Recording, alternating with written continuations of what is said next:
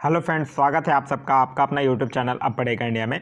आज हम लोग इस वीडियो में देखेंगे जो हम लोगों ने बिहार दरोगा मुख्य परीक्षा 2022 के लिए एडिटोरियल का जो बुक आया है उस बुक से हम लोग देख रहे हैं प्रैक्टिस सेट। और इस सेट में आगे बढ़ते हुए आज हम लोग देखेंगे प्रैक्टिस सेट नंबर 10। इससे पहले 9 प्रैक्टिस सेट जो है वो ऑलरेडी अपलोडेड है। अगर आप नहीं देखे हैं तो जाकर प्लेलिस्ट से देख सकते हैं।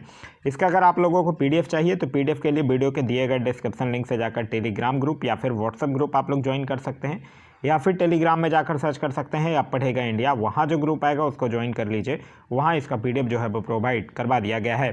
तो चलिए अब बढ़ते हैं अपने क्वेश्चंस की तरफ। आज का जो हमारा पहला क्वेश्चन है वो यह कह रहा है कि देवताओं की स्तुति के समय गाए जाने वाले मंत्रों का संकलन जो है वो किस वेद में है। तो यह किस वेद में है? साम वेद में है। तो इस क्वेश्चन का जो सही आंसर होगा वो होगा ऑप्शन नंबर बी। साम वेद में संकलित मंत्रों को देवताओं की स्तुति में गाया जाता था और साम वेद को भारतीय संगीत का जनक भी कहा जाता है।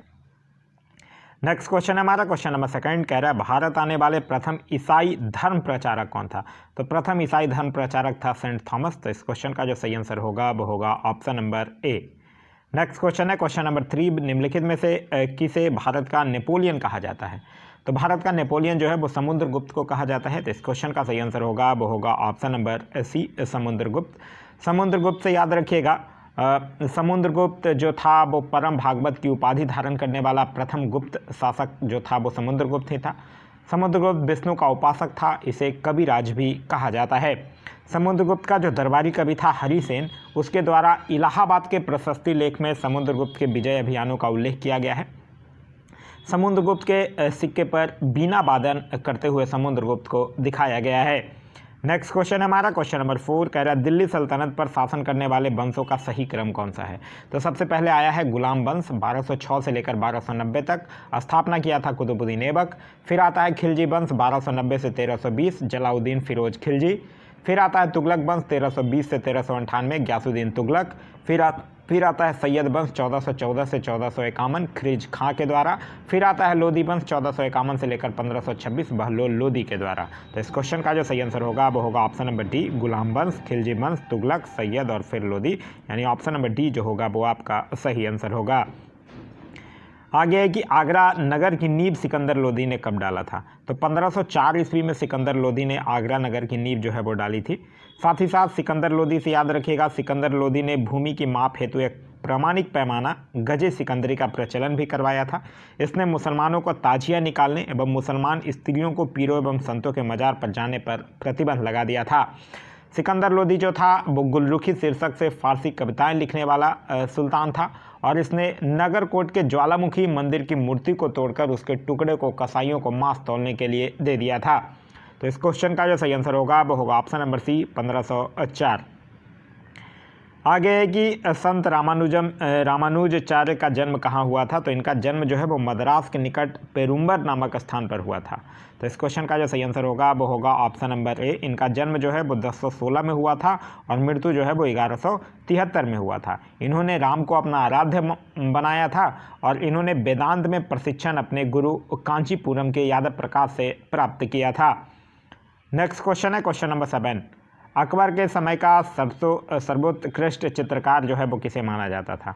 तो चित्रकार अगर पूछे तो बसावन और संगीतकार अगर पूछे तो तानसेन। तो इस क्वेश्चन का जो सही आंसर होगा वो होगा option number C Basawan. Basawan को ही अकबर के समय का सर्वोत्कृष्ट चित्रकार जो है वो माना जाता था। इसके अलावा भी मीर सैयद, अब्दुल समद, दसबंत, केशव लाल, मुकुंद फारूक, ये सब जो थे वो अकबर के समय के महत्वपूर्ण चित्रकार हुआ करते थे। अकबर से याद रखने वाली जो बातें हैं वो याद रखिएगा। इसने 1562 में दास प्रथा का अंत किया था, 1563 में तीर्थ यात्रा कर समाप्त कर दिया था, 1564 में जजिया कर समाप्त कर दिया था, 1575 में इबादत खाने की स्थापना कर दिया था और 1583 में इलाही संवत की शुरुआत भी किया था। नेक्स्ट क्वेश्चन है क्वेश्चन नंबर 8 कह रहा है निम्नलिखित में से बेमेल का चयन कीजिए। कह रहा है घाघरा का युद्ध 1529, यह बिल्कुल सही है। घाघरा का युद्ध जो है वो 1529 में हुआ था जिसमें बाबर ने अफगानों को हराया था। चौसा का युद्ध 1539 बिल्कुल सही है, इसमें शेर शाह ने हुमायूं को हराया था। फिर असीरगढ़ का युद्ध जो हुआ था 1601 ईस्वी में, जो कि अकबर का आखिरी युद्ध था, जो कि दक्षिण भारत में लड़ा गया था, ये भी बिल्कुल सही है। हल्दी घाटी का युद्ध 1476, ये गलत है, क्योंकि हल्दी घाटी का युद्ध जो है वो 1576 ईस्वी में अकबर और महाराणा प्रताप के बीच हुआ था, जिसमें अकबर जो है कि उसकी विजय हुई थी। तो इस क्वेश्चन का सही आंसर होगा वो होगा option number D. Next question है क्वेश्चन नंबर 9, कह रहा है सूची 1 और सूची 2 को सही सुमेलित करें एवं कूट से चुनकर सही उत्तर दें। लॉर्ड हॉर्डिंग, अगर इसकी बात करते हैं तो लॉर्ड हॉर्डिंग की अगर बात करते हैं तो कब से कब तक लॉर्ड हॉर्डिंग था? 1844 से लेकर 1848 तक, जिसने नरबली प्रथा पर प्रतिबंध लगाया था, तो यह इसके साथ मैच करेगा। फिर आता है लॉर्ड कैनिंग कब से कब तक? 1856 से लेकर 1862 तक, ठीक है, जो कि व्यक्तिगत सिद्धांत को समाप्त किया था, तो यह इसके साथ मैच करेगा। फिर आता है लॉर्ड कॉर्नवालिस था कब से कब तक? लॉर्ड कॉर्नवालिस था 1786 से लेकर 1793 तक, और फिर 1805 में भी वो आता है, तो लॉर्ड कॉर्नवालिस मैच करेगा अस्थाई बंदोबस्त, जो कि 1793 में लागू हुआ।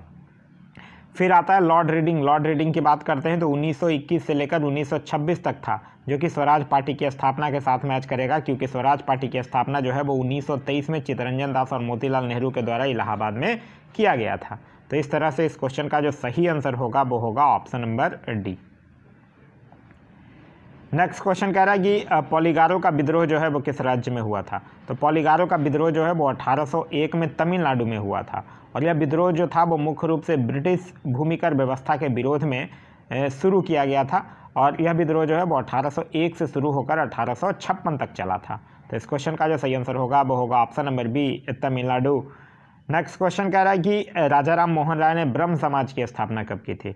तो राजा राम मोहन राय जो है वो 20 अगस्त 1828 को कलकत्ता में ब्रह्म समाज की स्थापना किए थे। तो इस क्वेश्चन का जो सही आंसर होगा वो होगा option number A, 20 August 1828।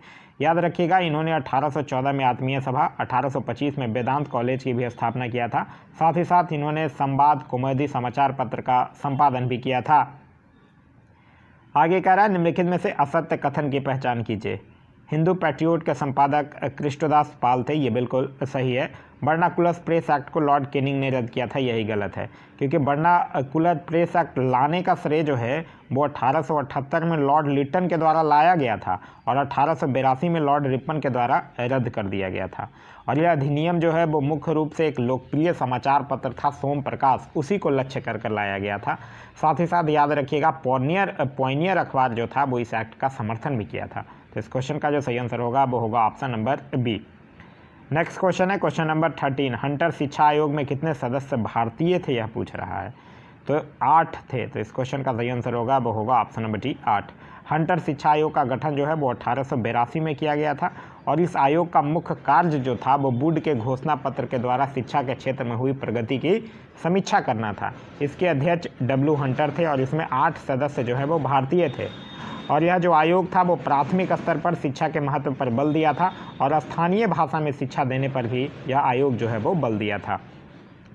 Next question है क्वेश्चन नंबर 14, कह रहा है कांग्रेस के किस अधिवेशन में धन के निष्कासन का सिद्धांत जो है वो स्वीकृत किया गया था? तो यह किया गया था कलकत्ता अधिवेशन 1896, जिसमें कि अध्यक्षता जो है वो रहीमतुल्लाह सयानी के द्वारा किया गया था, और इसी कांग्रेस के अधिवेशन में पहली बार वंदे मातरम भी गाया गया था। तो इस क्वेश्चन का जो सही आंसर होगा वो होगा ऑप्शन नंबर बी, कलकत्ता अधिवेशन 1896। नेक्स्ट क्वेश्चन है क्वेश्चन नंबर 15, मुस्लिम लीग के किस अधिवेशन में अलग मुस्लिम राष्ट्र पाकिस्तान की मांग की गई थी? तो यह किया गया था 1940 ईस्वी के में लाहौर अधिवेशन में। तो इस क्वेश्चन का सही आंसर होगा वो होगा ऑप्शन नंबर सी, लाहौर अधिवेशन। इसी 1940 के लाहौर अधिवेशन की अध्यक्षता करते हुए मोहम्मद अली जिन्ना ने कहा था कि 23 मार्च 1940 ईस्वी को भारत से अलग मुस्लिम राष्ट्र पाकिस्तान की मांग किया था उसने। पाकिस्तान का विचार जो है वो सर्वप्रथम ऑक्सफोर्ड विश्वविद्यालय के एक विद्यार्थी रहमत अली के मस्तिष्क में आया था। नेक्स्ट क्वेश्चन है क्वेश्चन नंबर 16, कह रहा है किस मुगल शासक ने तंबाकू के प्रयोग पर प्रतिबंध लगा दिया था? तो तंबाकू के पर प्रतिबंध लगाया था 1617 ईस्वी में जहांगीर। तो तो इस क्वेश्चन का जो सही आंसर होगा वो होगा ऑप्शन नंबर डी। वहीं अगर पूछे कि लाया इसको कौन था, तो 1605 ईस्वी में पुर्तगाली लेकर आया था और 1617 ईस्वी में जहांगीर जो है वो इस पर प्रतिबंध लगा दिया था। जहांगीर का जो टेन्योर था वो 1605 से लेकर 1627 तक था और जहांगीर के समय को चित्रकला का स्वर्ण काल भी कहा जाता है और इसी के शासनकाल में captain Hawking, sir Thomas Roe, William Finch, Edward Terry जैसे यूरोपीय भी आए थे। नेक्स्ट क्वेश्चन है क्वेश्चन नंबर 17। एक स्वायत्त निकाय के रूप में पवन ऊर्जा प्रौद्योगिकी केंद्र की स्थापना कहाँ की गई है?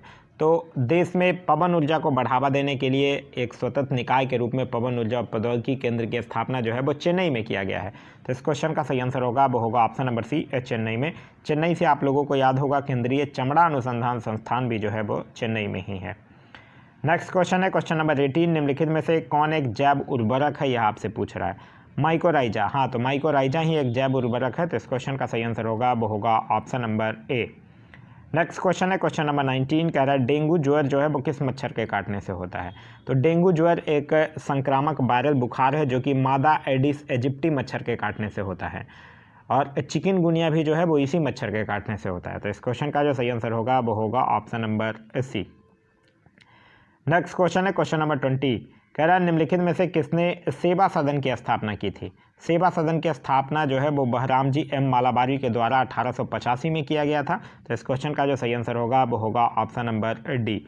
ज्योतिबाबाई फूले की अगर बात करते हैं तो इनसे याद रखिएगा 1851 में बालिका विद्यालय और 1873 में सत्यशोधक समाज की स्थापना।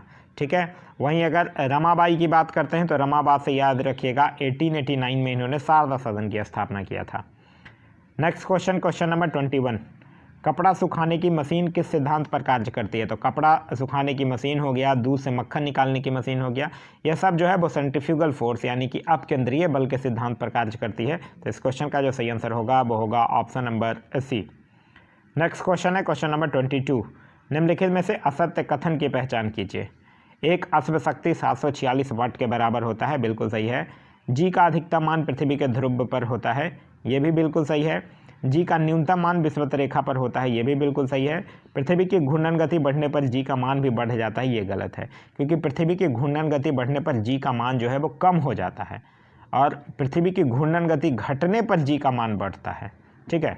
और पृथ्वी की सतह से ऊपर या नीचे जाने पर जी का मान जो है वो घटता है। तो इस क्वेश्चन का जो सही आंसर होगा वो होगा ऑप्शन नंबर डी। आगे कह रहा है अमाशय में कौन नहीं पचता है, यह पूछ रहा है। तो अमाशय में कार्बोहाइड्रेट और विटामिन का पाचन जो है वो नहीं होता है। तो इस क्वेश्चन का जो सही आंसर होगा वो होगा option number A, carbohydrate. Carbohydrate से याद रखिएगा कार्बन, हाइड्रोजन और ऑक्सीजन के 1:2:1 के अनुपात से मिलकर बने कार्बनिक पदार्थ को हम लोग क्या कहते हैं? कार्बोहाइड्रेट कहते हैं। नेक्स्ट क्वेश्चन है क्वेश्चन नंबर 24। सूची 1 और सूची 2 को मैच करना है। एक्स किरण की अगर बात करते हैं तो यह जो है वो रोंटगन के साथ मैच करेगा। फिर अगर गामा किरण की बात करते हैं तो गामा किरण जो है वो पॉल बिलॉड के साथ मैच करेगा और इसका नामकरण जो है वो रदरफोर्ड के द्वारा किया गया था। यहाँ पे पॉल बिलॉड होना चाहिए, पॉल बिलॉड ऐसे। अच्छा, और मैच करते हैं। अवरक्त विकिरण की अगर बात करते हैं तो यह हर्सेल के साथ मैच करेगा और लघु रेडियो तरंग की बात कर रहे हैं तो हेनरिक हर्ट्ज के साथ यह जो है वो मैच करेगा। ठीक है। वहीं अगर एक्स किरण की आवृत्ति प्रसर की बात करते हैं तो ये 10⁻18 से लेकर 10⁻16 है। गामा किरण की अगर बात करते हैं तो 10⁻20 से लेकर 10⁻18 है और अवरक्त विकिरण का 10⁻12 से लेकर 10⁻10 है और लघु रेडियो तरंग का जो आवृत्ति प्रसर होता है वो 10⁻10 से लेकर 10⁻8 तक होता है। नेक्स्ट क्वेश्चन है क्वेश्चन नंबर 25। कह रहा है कि किस घटना के कारण हीरा जो है वो अत्यधिक चमकता है?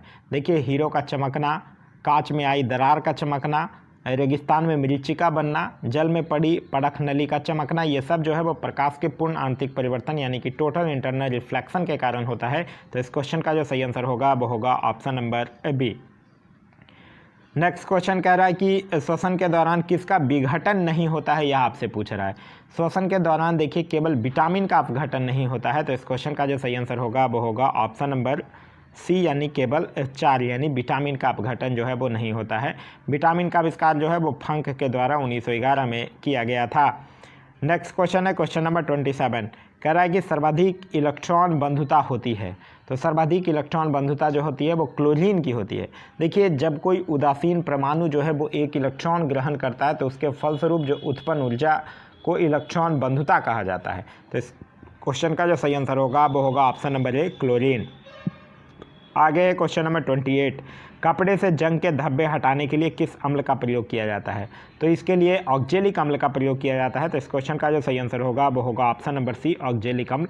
वहीं नाइट्रिक अम्ल की बात करते हैं तो याद रखिएगा, नाइट्रिक अम्ल का प्रयोग जो है वो सोने एवं चांदी के शुद्धिकरण में किया जाता है।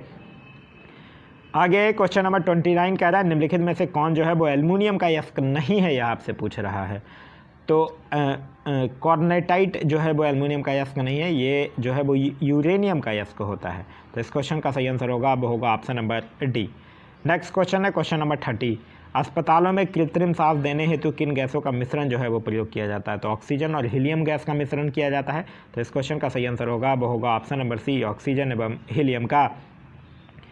आगे कह रहा सबसे लंबी कोशिका जो है वो किसकी होती है? तो सबसे लंबी कोशिका जो है वो तंत्रिका तंत्र की कोशिका होती है। तो इस क्वेश्चन का सही आंसर होगा वो होगा ऑप्शन नंबर बी, तंत्रिका तंत्र।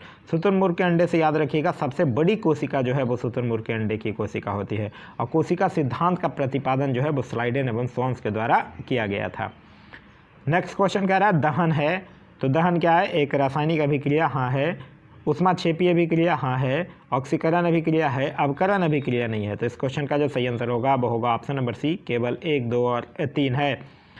नेक्स्ट क्वेश्चन है क्वेश्चन नंबर 33, कह रहा है निम्नलिखित में से असत्य कथन की पहचान करें। जॉन ग्रेग मेंडल को आनुवांशिकता का पिता कहा जाता है, यह बिल्कुल सही है। मेंडल ने आनुवांशिकता संबंधी प्रयोग जो है वो मटर के पौधे पर किया था, ये भी बिल्कुल सही है।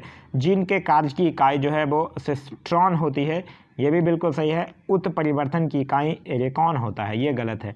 उत्परिवर्तन का इकाई जो है वो म्यूटान होता है और पुनः संयोजन की इकाई जो है वो रेकॉन होता है। तो इस क्वेश्चन का जो सही आंसर होगा वो होगा ऑप्शन नंबर डी।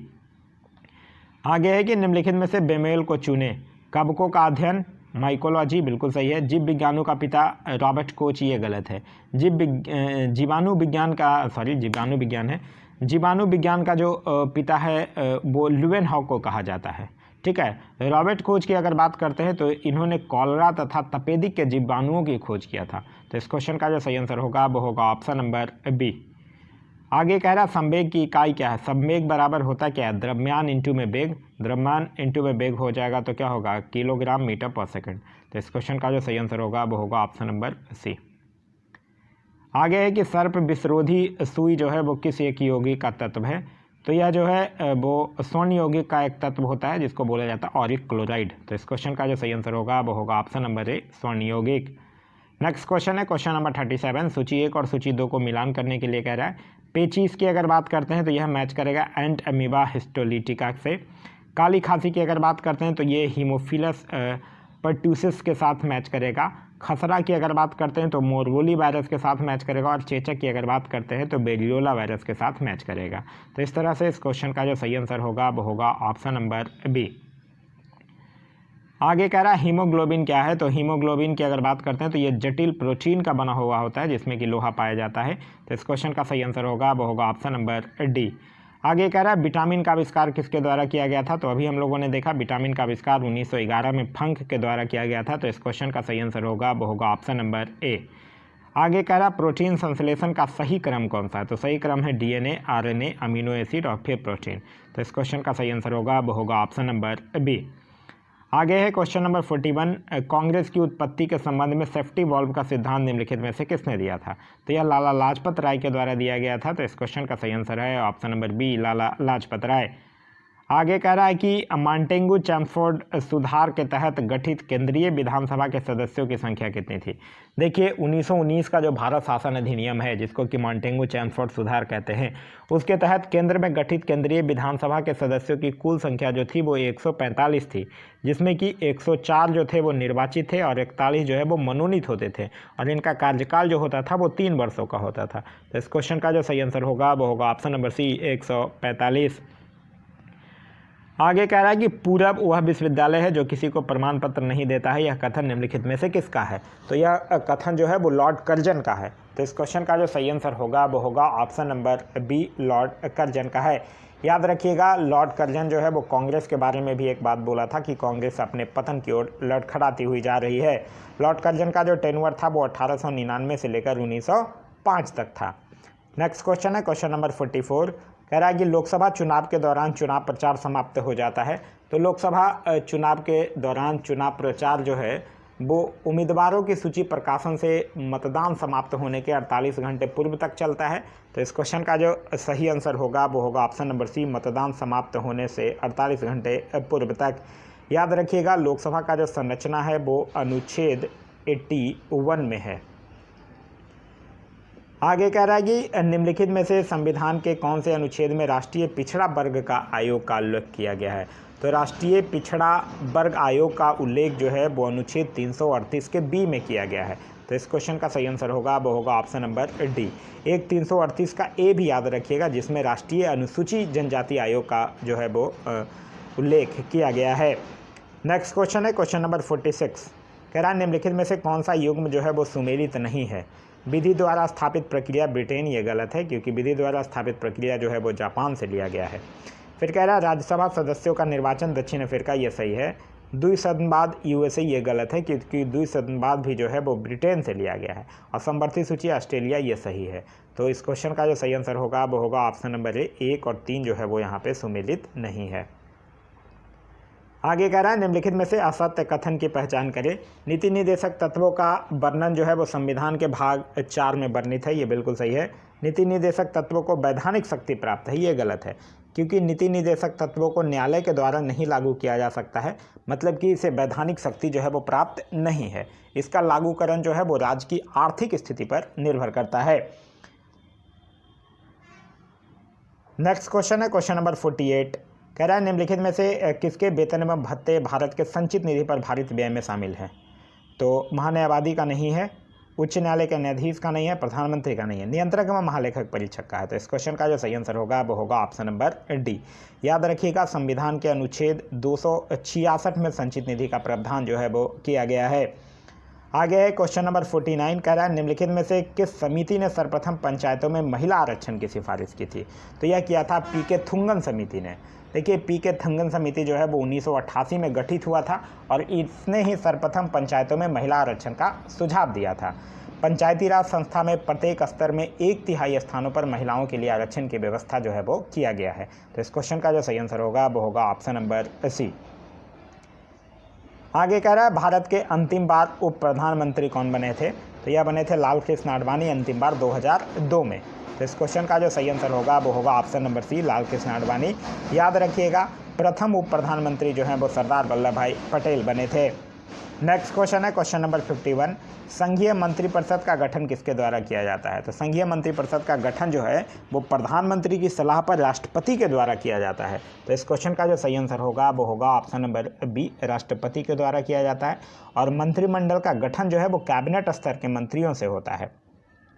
आपको याद ही होगा संविधान का अनुच्छेद 74, जिसके अनुसार राष्ट्रपति को उसके कार्यों के संपादन व सलाह देने हेतु एक मंत्रिपरिषद जो है वो होती है। नेक्स्ट क्वेश्चन है क्वेश्चन नंबर 52। महान्यायवादी की नियुक्ति जो है वो राष्ट्रपति के द्वारा किसके सलाह पर किया जाता है? तो महान्यायवादी की नियुक्ति जो है वो मंत्रिमंडल यानी कैबिनेट की सलाह पर किया जाता है। तो इस क्वेश्चन का जो सही आंसर होगा वो होगा ऑप्शन नंबर सी, कैबिनेट की सलाह पर। आप लोगों को याद होगा अनुच्छेद 76, जिसके द्वारा महान्यायवादी की नियुक्ति जो है वो राष्ट्रपति के द्वारा किया जाता है। और महान्यायवादी के पद पर नियुक्त होने वाले व्यक्ति में उच्चतम न्यायालय के न्यायाधीश होने की योग्यता जो है वो होना चाहिए। महान्यायवादी जो है वो सर्वप्रथम भारत सरकार का विधि अधिकारी होता है और इसे भारत के राज्य क्षेत्र के सभी न्यायालयों में सुनवाई का अधिकार है। आगे कह रहा है भारत के प्रथम लोकसभा अध्यक्ष कौन थे? तो गणेश वासुदेव मावलंकर जो थे वो प्रथम लोकसभा अध्यक्ष थे। तो इस क्वेश्चन का जो सही आंसर होगा वो होगा option number D, GB Mavalankar. प्रथम लोकसभा का गठन जो है वो 1952 में हुआ था और लोकसभा की संरचना जो है वो अनुच्छेद 81 में वर्णित है। नेक्स्ट क्वेश्चन है क्वेश्चन नंबर 54। कह रहा है कि निम्न कथनों पर विचार करें एवं सत्य कथन की पहचान करें। केंद्रीय सतर्कता आयोग की स्थापना संथामन समिति की अनुशंसा पर 1964 में की गई थी, बिल्कुल सही है। यह एक संवैधानिक संस्था है, ये भी सही है। इसमें एक मुख्य सतर्कता आयुक्त एवं 2 अनुसतर्कता आयुक्त सदस्य होते हैं। ये भी बिल्कुल सही है। तो इस क्वेश्चन का जो सही आंसर होगा वो होगा ऑप्शन नंबर सी। आगे क्वेश्चन नंबर 55 कह रहा है निम्नलिखित में से कौन जो है वो संविधान के मूल ढांचे के अंतर्गत शामिल नहीं है। न्यायिक सर्वोच्चता यही नहीं है। तो इस क्वेश्चन का जो सही आंसर होगा वो होगा ऑप्शन नंबर ए। न्यायिक सर्वोच्चता जो है वो संविधान के मूल ढांचे के अंतर्गत शामिल नहीं है। नेक्स्ट क्वेश्चन कह रहा है कि कुमायूं हिमालय जो है वो किन नदियों के बीच स्थित है। सतलज एवं सिंधु नहीं, सतलज एवं सिंधु के बीच तो पंजाब हिमालय स्थित है। काली एवं तीस्ता नहीं, काली एवं तीस्ता के बीच नेपाल हिमालय स्थित है। सतलज एवं काली के बीच कुमायूं हिमालय स्थित है। तो इस क्वेश्चन का जो सही आंसर होगा वो होगा ऑप्शन नंबर सी। वहीं तीस्ता एवं दिहांग के बीच याद रखिएगा असम हिमालय स्थित है। आगे क्वेश्चन नंबर 57 कह रहा है निम्नलिखित में से कौन सा युग्म जो है वो सुमेलित नहीं है। केंद्रीय गन्ना अनुसंधान केंद्र कोयम्बटूर, ये बिल्कुल सही है। भारतीय सर्वेक्षण विभाग देहरादून, सही है। भारतीय केंद्रीय खनन अनुसंधान संस्थान धनबाद, सही है। भारतीय खगोल संस्थान पटना गलत है क्योंकि ये बेंगलुरु में स्थित है। तो इस क्वेश्चन का जो सही आंसर होगा वो होगा option number D. Next question है क्वेश्चन नंबर 58 कह रहा है 2011 की जनगणना के अनुसार निम्नलिखित जनजातियों को घटने क्रम में सजाइए। तो भारत का जो सबसे बड़ा जनजातीय समूह है वो भील है और उसके बाद फिर गोंड, संथाल, नैकदा आता है। तो इस क्वेश्चन का जो सही आंसर होगा वो होगा ऑप्शन नंबर ए। आगे है कि शीत ऋतु में भारत के उत्तरी भाग में वर्षा होती है। तो शीत ऋतु में भारत के उत्तरी मैदानों में शीत ऋतु में जो वर्षा है वो पश्चिमी विक्षोभ के कारण होती है, जिसकी उत्पत्ति मुख्यतः जो है वो भूमध्य सागर से होती है। तो इस क्वेश्चन का जो सही आंसर होगा वो होगा option number C.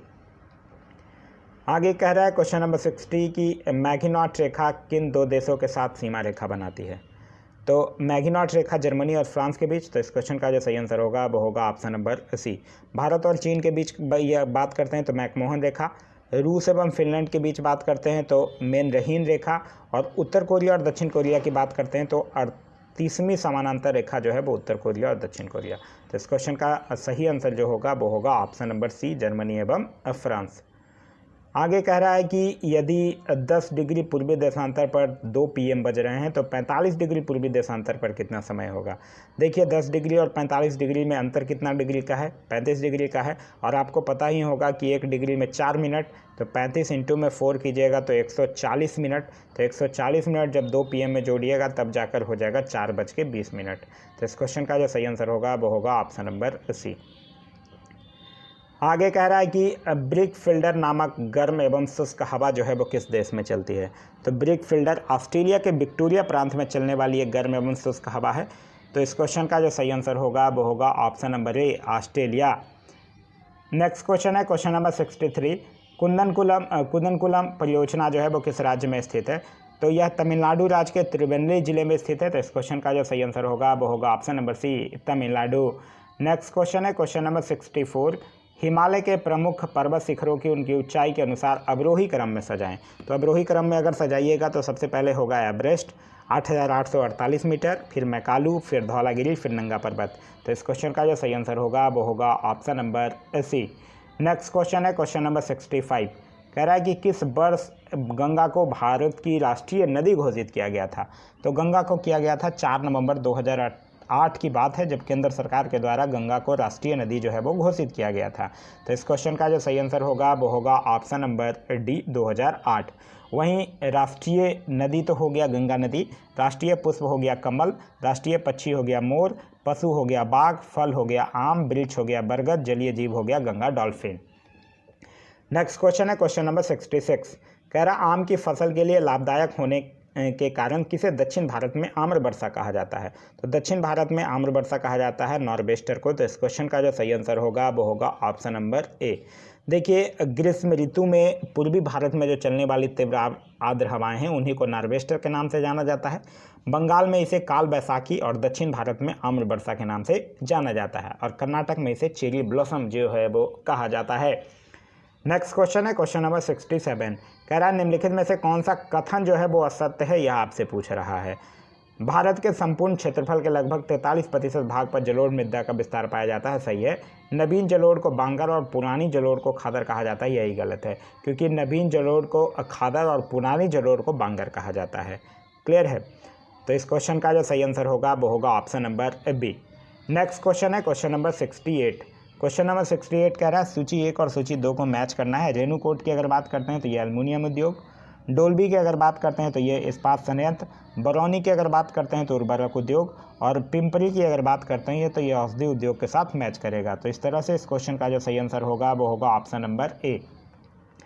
Next question है क्वेश्चन नंबर 69, कह रहा है कि घोघा झील बिहार के किस जिले में स्थित है। तो घोघा झील जो है वो कटिहार जिले के मनिहारी प्रखंड में स्थित है। तो इस क्वेश्चन का जो सही आंसर होगा वो होगा option number A, Katihar. Next question है क्वेश्चन नंबर 70, निम्नलिखित में से कौन सा जोड़ा जो है वो सही सुमेलित नहीं है। डचीग्राम राष्ट्रीय उद्यान जम्मू कश्मीर सही है, दूधवा राष्ट्रीय उद्यान उत्तर प्रदेश सही है, पेंच राष्ट्रीय उद्यान महाराष्ट्र सही है, नागरहोल राष्ट्रीय उद्यान मध्य प्रदेश ये गलत है, क्योंकि नागरहोल राष्ट्रीय उद्यान जो है वो कर्नाटक में स्थित है। तो इस क्वेश्चन का जो सही आंसर होगा वो होगा option number D. Next question है क्वेश्चन नंबर 71, कह रहा है निम्न में से कौन सा एक विदेशी प्रत्यक्ष निवेश में शामिल नहीं होगा, यह आपसे पूछ रहा है। कह रहा है कि भारत के किसी विदेशी कंपनियों के सहायक कंपनियां ये शामिल होगा, किसी विदेशी द्वारा भारतीय कंपनी में बहुसंख्यक इक्विटी निवेश ये भी शामिल होगा, विदेशी कंपनी द्वारा भारत में वित्त पोषित कंपनी ये भी शामिल होगा, पोर्टफोलियो निवेश शामिल नहीं होगा। तो इस क्वेश्चन का जो सही आंसर होगा वो होगा option number D. Next question है क्वेश्चन नंबर 72, कह रहा है निम्नलिखित में से कौन सा एक विश्व बैंक समूह में शामिल नहीं है, यह पूछ रहा है। तो विश्व बैंक, अंतर्राष्ट्रीय पूर्ण निर्माण एवं विकास बैंक शामिल है, अंतर्राष्ट्रीय वित्त निगम शामिल है, बहुपक्षीय निवेश एवं गारंटी एजेंसी जो है वो शामिल है, व्यापार पर प्रशुल्क पर सामान्य समझौता जो है वो शामिल नहीं है। तो इस क्वेश्चन का जो सही आंसर होगा वो होगा ऑप्शन नंबर डी। ये जो व्यापार पर प्रशुल्क एवं समान समझौता मतलब ये जो गैट है इसका संबंध विश्व व्यापार संगठन से है, ना कि विश्व बैंक समूह से। तो इस क्वेश्चन का सही आंसर है option number D. Next question है क्वेश्चन नंबर 73, कह रहा है कि फसलों के न्यूनतम समर्थन मूल्य उपज की लागत का 1.5 गुना रखने की सिफारिश जो है वो किस आयोग के द्वारा किया गया था। तो यह किया गया था किसके द्वारा, स्वामीनाथन आयोग के द्वारा। तो इस क्वेश्चन का सही आंसर होगा वो होगा ऑप्शन नंबर सी, स्वामीनाथन आयोग। इसको एक बार लेकिन देख लीजिएगा इस क्वेश्चन को, क्वेश्चन नंबर 73। स्वामीनाथन आयोग का संबंध जनसंख्या नीति से भी है। केलकर आयोग की अगर बात करते हैं तो यह सार्वजनिक निजी साझेदारी की है। बिमल जलान आयोग जो है वो व्यय प्रबंधन से है, और रंगराजन समिति तो आप लोगों को पता ही होगा भुगतान संतुलन से है। आगे कह रहा है क्वेश्चन नंबर 74, निम्नलिखित में से कौन जो है वो नवीन आर्थिक नीति के आयामों में शामिल नहीं है। तो नवीन आर्थिक नीति के आयामों में शामिल जो है संरक्षणवाद नहीं है। तो इस क्वेश्चन का सही आंसर होगा वो होगा ऑप्शन नंबर ए। भारत में जो नवीन आर्थिक नीति है वो 1991 में लागू किया गया था। उस समय जो देश के प्रधानमंत्री थे वो डॉक्टर मनमोहन सिंह थे। नेक्स्ट क्वेश्चन कह रहा है कि रुपये की परिवर्तनीयता का क्या तात्पर्य है। तो इसका तात्पर्य है कि रुपये को अन्य मुद्रा में परिवर्तित करने हेतु अनुमति। तो इस क्वेश्चन का सही आंसर होगा वो होगा option number A. Next question है क्वेश्चन नंबर 76, प्रधानमंत्री कुसुम योजना का संबंध निम्नलिखित में से किससे है। देखिए, प्रधानमंत्री कुसुम योजना की अगर बात करते हैं तो कुसुम का फुल फॉर्म होता है प्रधानमंत्री किसान ऊर्जा सुरक्षा एवं उत्थान महाअभियान। ठीक है, ये जो है वो कृषकों को सौर पंप प्रदान करने से संबंधित है। तो इस क्वेश्चन का जो सही आंसर होगा वो होगा option number C. Next question है क्वेश्चन नंबर 77, कह रहा है निम्नलिखित में से कौन जो है वो प्रत्यक्ष कर का उदाहरण नहीं है। तो देखिए, जीएसटी जो है वो अप्रत्यक्ष कर है। तो इस क्वेश्चन का जो सही आंसर होगा वो होगा ऑप्शन नंबर डी, जीएसटी। और बिक्री कर की जगह 1 जुलाई 2017 से जीएसटी को लागू किया गया था। आगे है कि 2011 की जनगणना रिपोर्ट के अनुसार बिहार में पुरुष एवं महिला साक्षरता के बीच कितने प्रतिशत बिंदु का अंतर है। तो देखिए, टोटल अगर बिहार की कुल साक्षरता की अगर बात करते हैं तब है 61.8%। पुरुष साक्षरता की अगर बात करते हैं तो वो है 71.2%। महिला साक्षरता की अगर बात करते हैं तो वो है 51.5%।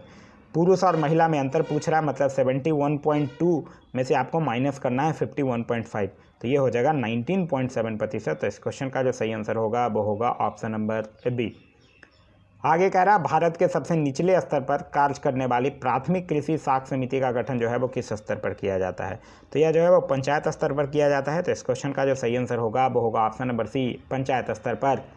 आगे है कि वर्तमान में नाटो के कुल कितने सदस्य हैं। नाटो यानी कि the North Atlantic Treaty Organization, जिसकी स्थापना जो है वो 1949 में और हेडक्वार्टर जो है वो ब्रुसेल्स बेल्जियम में है। अब वर्तमान में नाटो में कुल 30 सदस्य हैं। तो इस क्वेश्चन का जो सही आंसर होगा वो होगा ऑप्शन नंबर बी। इसके आगे 80 से लेकर 100 तक का जो क्वेश्चन है वो मैथ्स का क्वेश्चन है, जिसका सॉल्यूशन जो है वो पीडीएफ के लास्ट में अटैच्ड है। पीडीएफ के लिए मैं आप लोगों को ऑलरेडी बता दिया हूँ कि आप लोग वीडियो के दिए गए डिस्क्रिप्शन लिंक से जाकर टेलीग्राम ग्रुप या व्हाट्सएप ग्रुप ज्वाइन कर सकते हैं, या फिर टेलीग्राम में जाकर सर्च कर सकते हैं आप पढ़ेगा इंडिया, वहाँ जो ग्रुप आएगा उसको ज्वाइन कर लीजिए, वहाँ इसका पीडीएफ जो है वो प्रोवाइड करवा दिया गया है। तो यह था हमारा आज का वीडियो आप लोगों को कैसा लगा कमेंट करके ज़रूर बताइएगा। साथ ही साथ इस वीडियो से कुछ सीखने के लिए मिला तो एक लाइक ज़रूर कर दीजिएगा। वीडियो पसंद आ रहा है तो अपने दोस्तों के साथ शेयर करना ना भूलें। अभी तक आप इस चैनल पर नए हैं या चैनल को सब्सक्राइब नहीं किए हैं तो चैनल को सब्सक्राइब कर लीजिए और साथ ही साथ बेल आइकन दबा लीजिए ताकि हमारे सारे वीडियो के नोटिफिकेशन आपको मिलते रहें। Thanks for watching.